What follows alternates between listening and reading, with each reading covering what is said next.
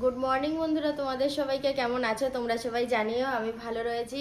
আজকে হচ্ছে মঙ্গলবারের সকাল 8:10। তো এখন থেকেই ব্লগটা শুরু করছি। ভোরবেলা একবার উঠে না বাইরে থেকে গিয়ে আবার শুয়ে পড়েছি, তখন এই 5টা মতো বাজে, দিয়ে 7:30 বেজে গেছে উঠতে উঠতে। ভাবছি একবারে ঘরটা মুছে বাইরের কাজ করে একবারে গায়ে জল দিয়ে দেবো। বৃষ্টি পড়ছে তো। এই পিঁপড়েগুলো আর যাবে না দেয়ালের ধারে। এর আগেও তোমাদেরকে দেখিয়েছিলাম পিঁপড়ের জ্বালাতন। ওই পা মোছা পাপোশটা দাও তো, তুলে দাও। আমাদের বাপি কিন্তু সাইকেলের যত্ন ভীষণভাবে করে। মানে আমি দেখেছি যখনই সময় পায় ওর মনে হয় সাইকেল মুছবে, সাইকেলে দেওয়ার তেল আছে সেগুলো কিনে আনবে। যে কোনো জিনিসের যত্ন থাকলে দেখবে জিনিসটা অনেক দিন টেকসইও হয়। আর আমি এদিকে কাচাকুচিগুলো সেরে নিচ্ছি। কালকেরই ভিজানো ছিল, ওই জন্য আর অতটা টাইম লাগলো না। সকালে ভিজিয়ে তারপরে একটু অপেক্ষা করে আবার কাচতে গেলে সময় লাগে, তো সেই জন্য আমি রাতেই ভিজিয়ে রাখি। কাচাকুচি সেরে কর্তাকে বলেছিলাম একটা কাজ করবে, আমার একটু তাহলে উপকার হয়, দেরি হয়ে গেছে। বলছে কি কাজ? আমি বললাম যা জামা কাপড় আছে ওপর ঘরে দড়ি টাঙানো আছে একটু মেলে দাও। বলাতেই ও মেলে দিল, আর আমিও স্নানটা করে একবারে ফ্রেশ হয়ে নিলাম। এখন নিশ্চিন্ত আর কি। তো এবার সকালের খাবারটা আমি করব। তো সকালের খাবার বলতে ভাবছি একটু লুচি বানাবো। কারণ কি বলো তো, ওই যে অর্ধেক যে প্যাকেটের আটাটা দেখতে পাচ্ছ, সেই আটাটা যদি বেশি দিন রেখে দিই তেতো হয়ে যাবে। তো সেই কারণে ভাবলাম আজকে সকাল সকাল লুচি বানিয়ে ফেলি। আর এইখানে একটা ময়দার প্যাকেট রয়েছে, ময়দাটাও একটা কৌটোর মধ্যে ঢালবো, আর আটা আর ময়দা মিশিয়ে আমি লুচিটা বানাবো। আর ফ্রিজের পিছন দিয়ে যে কেন জল পড়ছে বুঝতে পারছি না। তো দেখো অর্ধেক যেই আটাটা ছিল সেটা তো নিয়ে নিলাম, আর কিছুটা ময়দাও নিয়ে নেব, কারণ আটাটা পরিমাণে অল্প আছে। আর এটার সাথে আমি কিছুই করব না, গরম গরম লুচি শুধু খাওয়া হবে, একটু চা বানিয়ে নেব। আর এই যে ময়দাটা কৌটোয় ঢেলে নিয়েছি কিছুটা নিয়ে। তবে এখান থেকেও আজকে বেশ কিছু ময়দা খরচ হয়েছে, তার পিছনেও কারণ আছে, তোমাদেরকে পরে বলছি। আমার মনটা কত বড় বলো তো? আমার মনটা এই লুচির মতো বড়। কারণটা এই যে আমি এত বড় বড় লুচি করি বলে। আমার আমার ভাসুর বলে না, রিঙ্কু যা লুচি করে সেটা আমাদের রুটি হয়, আর রিঙ্কু যা রুটি করে সেটা আমাদের ম্যাপের বাইরে। আমরা খাঁটি দুধটা পাই। একদম ঠিক বলেছো, এটাই গর্ব। বাবা বলছে গর্ব, এটা এমন কিছু মহান বিষয় নয়। দেখো একটা কথা বলি, কি? তোমাদের ওই বাড়িতে গিয়ে কিন্তু খাঁটি দুধ না না, আমার বাপের বাড়ির ওদিকে খাঁটি দুধ পাওয়া যাবে না। তাহলে এটা গর্বের ব্যাপার নয়? একদম। অত তেল দিচ্ছ? বড় বড় লুচি, আচ্ছা, পোড়া তেল থেকে গেলে অন্য বোতলে ঢেলে রাখবো। আমার বউ মোটেই কিপ্টে নয়। কেন কিপ্টে হতে যাবো আমি? এই যে বন্ধুরা, লুচি লুচি ফুলকো লুচি 3 পিস 30 টাকার সাথে আলুর দম ফ্রি। চলে এসো সকালের গরম গরম কি বলবো লুচি খেতে। এটা আর কচুরি না। হয়ে গেল আমার গরম গরম লুচি ভাজা। এই যে আজকে আলু পাঁপড়ের তরকারি করব, পাঁপড়গুলো ভেজে নিলাম। আর কালকে নোটের শাক কিনেছিলাম, ফ্রিজ থেকে বের করলাম, আর মাকে বললাম দুটো সজনের শাক তোলো, ভাল লাগবে খেতে এর সাথে দিলে। আর আমি কেমন বোকামো করেছি দেখো, ফর্দে সবকিছুই, ফর্দে বলতে আমি মানে মুখে বলে নিয়েছি দোকান থেকে মাসের কিছু জিনিসপত্র, লবণটাই মনে নেই। আমি ভেবেছি লবণ হয়তো আমার ঘরে আছে, কিন্তু লবণ বাঁচেনি অনুষ্ঠানের কাজে।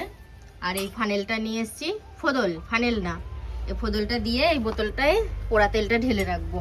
আমি এখন 1 প্যাকেট লবণ নিয়ে আসলাম, আর আমার গিন্নি লুচি খেয়েছে, লুচি খেয়ে বুঝতেই পারছো সিলিন্ডার ভর্তি হয়ে গেছে, তাই সিলিন্ডার খালি করার জন্য একটা প্যাকেট। আচ্ছা, দুধ জাল হচ্ছে এখানে। হ্যাঁ, এই যে দুধ জাল হচ্ছে।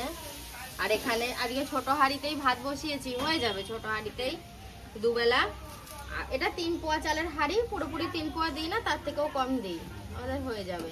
দুপুরবেলা স্নান করলাম, স্নান করে ঠাকুরকে জল দিলাম, ধূপ দেখালাম, দিয়ে নিজেও দুটো সেবা করলাম। সেবা করার পরে একটু খাটে গিয়ে পাখাটা চালিয়ে মুভিটা দেখছিলাম। দেখতে দেখতে হঠাৎ করে কারেন্টটা চলে গেল, 20 মিনিট হয়ে গেল এখন। তা আমি মনে করলাম ঘরের মধ্যে খুব গরম লাগছে, একটু ছাদ দিকে ঘুরে আসি।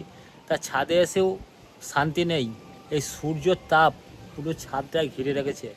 আর এটাই যদি আমি বেশিক্ষণ থাকি না, আমার আগের জীবনের কথা মনে পড়ে যাবে। যখন আমি জল বেচতাম তখন মনে হতো যে রোদকে রোদ বলে মানতাম না, বৃষ্টি পড়ছে বৃষ্টি গ্রাহ্য করতাম না। কিন্তু এখন এই ঘরে বসে থেকে থেকে পাড়ায় ঘুরে ঘুরে রোদটা কিন্তু ঠিক মতন গায়েও নিতে পারি না, গরমটাকেও সহ্য করতে পারছি না। তা কী করবো এখন, নিচেই গাছতলায় গিয়ে বসি, যতক্ষণ পর্যন্ত কারেন্ট না আসবে নিচেই থাকবো, কারেন্ট আসলে আবার ঘরে ঢুকে যাব। আর একটু বেলা পড়ে গেলে তো আমি দোকানে পালাবোই, চায়ের দোকানে, তখন বন্ধু বান্ধবের সাথে একটু আড্ডা মারবো। তা তোমাদের দিদি ভাই সেই ঘরেই আছে, আমি চলে এলাম ছাদে, তোমাদের তো বললাম কী কারণে আসলাম, হাওয়া খেতে। কিন্তু রোদটা লাগলে কী হবে, হাওয়া কিন্তু খুব সুন্দর হাওয়া আছে। তা চলো একটু নিচের দিকেই যাই। আর এদিকটা সূর্যের তাপটা দেখো বন্ধুরা, ওরে বাপরে, ওই দেখো সূর্যদেব পুরো মানে একদম ঢেকে রেখে দিয়েছে। আজকে দেখো কখন লোডশেডিং হয়েছে, এখনো কারেন্টই আসছে না। বালিশের নিচে ওগুলো দিচ্ছ, ঘাড়ে ব্যথা হবে কিন্তু। সকালবেলা কতক্ষণ ছিল না কারেন্ট? অনেকক্ষণ, লাইনে কাজ হচ্ছে বোধহয় এদিকে। এখনো দেখো ততক্ষণ থাকবে না। আজকে নিয়ে 35 দিন হয়ে গেল, বাবা নেই আমার ভ্লগে। আর বাবাকে, যদিও বাবাকে আমি কমই দেখাতাম, শরীরটা খারাপ ছিল বলে খালি গায়ে থাকতো বেশিরভাগ, তারই মধ্যে কিন্তু দেখিয়েছিও। কিন্তু আর কোনো দিনই দেখতে পাবে না আমার ভ্লগে আমার বাবাকে, আমিই দেখতে পারবো না। চোখের সামনে ব্লগ তো অনেক দূরের কথা। আমি তাই ওকে শুয়ে শুয়ে বলছিলাম, দেখো 35টা দিন হয়ে গেল, কিভাবে কেটে গেল। হ্যাঁ কিভাবে কেটে গেল ভাবতে গেলেই কেমন লাগে, কিছুই ভাল লাগে না। আর এই রকম অভিজ্ঞতা আমার কাছে প্রথম, তো মানে কোনো কিছুই যেন ভোলা না। আমার খুব মন খারাপ করছে, আমি কিছুতেই ভুলতে পারছি না। লাইনটা লাগলো। দুপুরবেলা একটু বিশ্রাম নেওয়ার পর ভাবলাম বিকেলের কাজগুলো সেরে ফেলি, তো সেই জন্য দেখো। আর এখানটায় করে না আমার একটু সিঁদুর পড়ে, আর আয়নাটাকে যতই মুছি তবু যেন আমার দাগ দাগ যায় না। ওই ঘরের আয়নাটা কি সুন্দর পরিষ্কার, একদম একটু দাগ নেই, তো কলিন দিয়েই মোছে তবুও খুব পরিষ্কার হয়। আর এই যে এখন বোতল টোতল যেখানে যা ছড়িয়ে ছিটিয়ে রয়েছে এক জায়গায় রাখি। আর কি বলতো, আমার তো জল ভরতে হয় না, আমার কর্তাই জলটা ভরে, বোতল পরিষ্কার জল ভরা এটা ওর দায়িত্ব, আমি কখনো একটা বোতলও ভরি না। আমার যে একটা এই ভেঙে গেছে, এই টেবিলের যে কাঁচটা ভেঙে গেছে, সেটা কিন্তু আমার মনে হয় না, কারণ আগে যেরকম প্রিন্টেড ছিল এখনও প্রায় সেরকমই প্রিন্টেড। সেই গোলাপ ফুলের পাপড়ি, গোলাপ ফুল আগেরটাও এমনই ছিল। রাজু বেরিয়ে গেছে জিমে, তো দেখো এই খাটটা একদম পরিষ্কার টান টান আছে বিছানার চাদরটা, তবে এই সামনের দিকটা না জাজিমটা একটু বসে গেছে, কারণ ও তো এদিকটাতেই বেশি শোয়, সেই কারণে একটু গত গত ভাব হয়ে গেছে। তো এই ঘরে একটু কলিন রয়েছে, এই জায়গাটা একটুখানি পরিষ্কার করে দিই। আর দেখেছো আয়নাটার কথা যে আমি বলছিলাম, কি পরিষ্কার হয়ে রয়েছে আয়নাটা। এই ঘরটা না আমাদের অনেকটাই ছোট হয়ে গেছে, ফোনের ক্যামেরায় একটু বড় বড় লাগতে পারে, কিন্তু এই ঘরটার মাপ হচ্ছে 10x10, 10x12 হলেও একটা কথা থাকে।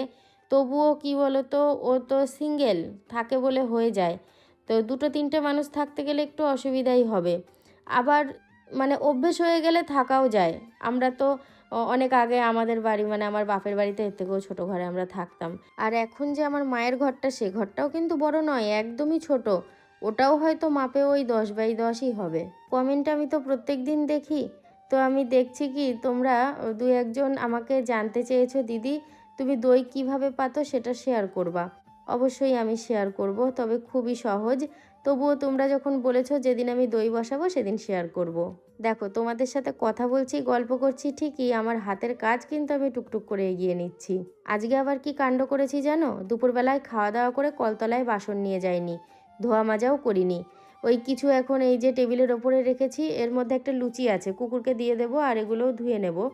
আর কিছু এঁটো বাসনপত্র ভেতরের দিকে রাখা আছে, ওইগুলোও বের করে একবারে ধোয়া মাজা সেরে নেব। যেহেতু স্নানটা অনেকটাই সকালে করেছি, তো সেই জন্য এখন এই সমস্ত কাজকর্ম সেরে গায়ে জল ঢেলে নেব, তাহলে বেশ ফ্রেশ লাগবে। আর বেলায় স্নান করলে সে একরকম যা হতো হতো। দেখো বন্ধুরা, আমি কিন্তু এগুলো কিচ্ছু শেয়ার করতে পারতাম না তোমাদেরকে, যদি আমার কর্তা এই সময় বাড়ি না থাকতো, কারণ ও তো এই টাইমটা থাকেই না, বেশিরভাগ চায়ের দোকানের দিকে যায়।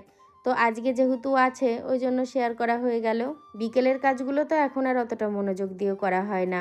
আগে সেই যখন মাটির উঠোন ছিল, গরু বাছুর ছিল, খুব নিয়ম করে মানে বিকেল হলে উঠোন ঝাঁট দিতেই হবে, ঘর ঝাঁট উঠোন ঝাঁট সব পরিষ্কার করে হাত পা ধুয়ে চেঞ্জ হয়ে ফ্রেশ হয়ে, মানে তখন একটা কাজের গতিই ছিল আলাদা। আর এখন হলে হলো, না হলে না হলো। আবার ভাবি কি যে না করতে হবেই, কোনো দিন যদি সকালের দিকে ঘর মোছা না হয়, বিকেলে তো অবশ্যই ঘর মুছি। ঘর না মুছলে আবার একটু ফাঁকা ফাঁকাও লাগে। বেশ কিছুদিন তো আমি কাজ করতে পারিনি, যখন ওই খারাপ সময়টা চলছিল বাবার ব্যাপারে, তো তখন মা প্রত্যেক দিন সকালবেলায় করে ঘর মুছে দিত। আমি বলতাম, থাকবে মা, তোমার প্রত্যেক দিন মুছতে হয় না। বলে, না, অসুবিধা হয় না, আমি ঠিক মুছে পরিষ্কার করে দেব। আর এই ফ্রিজের পিছনটায় বারবার জল পড়ছে আর বারবার আমি এরকম মুছছি, জানো। কী যে সমস্যা হয়েছে বুঝেই উঠতে পারছি না। এরকম যদি জল পড়তে থাকে তাহলে একজন মিস্ত্রি এনে ফ্রিজটাকে দেখাতে হবে। নিশ্চয়ই তো কিছু কম বেশি সমস্যা আছে, না হলে কেন জল পড়বে বলো। তো ঘরের কাজ হয়ে গেল। এখন এই পা মোছাগুলো ঝেড়ে ঝুড়ে রেখে তারপরে আমি উঠোনটা ঝাঁট দিয়ে নিচ্ছি। বাপি রাস্তায় দাঁড়িয়ে রয়েছে, এই সময় একটুখানি বসে দাঁড়ায়। ওর পাটাও তো এখনও পুরোপুরি মানে ঠিকঠাক হয়নি। এমনি সেলাই টেলাইগুলোও শুকিয়ে গেছে, সব ঠিক আছে, ভেতর থেকে ভালো করে শুকায়নি। দিনের আলো ফুরিয়ে সন্ধে হয়ে গেছে আর আমিও সব কিছু সেরে সুরে এখন একটু চা বানাচ্ছি। এখানে এখন বসে বসে জমিয়ে চা খাবো। আমার কর্তাও রয়েছে এখানে, আর এখানে তেমন কেউ নেই। আমার কর্তা রয়েছে, বাপি রয়েছে, মাঝে মধ্যে আমার ননদ আসছে, কথা বলছি। চায়ের মিষ্টিটা একটুখানি দেখে নিলাম কেমন আছে। আর এই যে এখন চা, আমি না কাচের গ্লাসে চা খেতে পছন্দ করি, কাপে খাই না। তো ওই জন্য আমার জন্য গ্লাসে ঢেলে নিচ্ছি। সন্ধ্যের চায়ের পর্ব মিটলো, চা খেলাম, এবার ঘরে আসলাম, গেটটা দিলাম। বাইরে থেকে খুব আওয়াজ আসে, আমার ভিডিও করতে গিয়ে একটু প্রবলেম হয়। তো এবার যেটা করব সেটা হচ্ছে ফোনে কিছু কাজ আছে, সেগুলো সারতে হবে। এখন ঘড়িতে বাজে 7টা 20। 7টা 20 থেকে 8:30 পর্যন্ত আমি মোটামুটি এই কাজগুলো সারবো, কিংবা সময় থাকলে একটুখানি বসবো, ঘরে সময় কাটাবো। আর 8:30টার সময় আজকে ভাত বসাবো। বহুদিন ফ্যান ভাত খাওয়া হয়নি, তো ওই জন্য আজকে দুপুরে অল্প চাল দিয়েছিলাম। এখানটায় করে বসলে, রান্না করলে, যে কোনো দরকারে বসলে মানে বাবার কথাটা আরও বেশি করে মনে পড়ে। এখানটায় করে এসে বসতো। তোমরাও দেখেছো, ব্লগে কম বেশি শেয়ার করেছি কি রান্না করছিস, এই কথা ওই কথা সে কথা। বাবার ছোটবেলার কথা বাবার মুখ থেকে অনেক শুনেছি, বাবার অল্প বয়সের কথা, বিয়ের আগেকার সময়ের কথা, তখন বাবা দুর্গাপুরে ছিল। তো মানে খুব মনে পড়ছে। মাকে খেতে দিলাম আর আমাদের খাবার নিয়ে এসেছি। আর বলবো না, মাকে খেতে দিয়েছি, বাবাকে খেতে দিয়েছি। খুব কষ্ট হচ্ছে, ওই জায়গাটায় রান্না করছিলাম তো, দিয়ে বারবার শুধু মনে হচ্ছে ওখানটা করে বসতো, খেত। তো যাই হোক, সিদ্ধ টিদ্ধ সব মাখা আছে। আর এখন বাজে রাত্রির 9:45।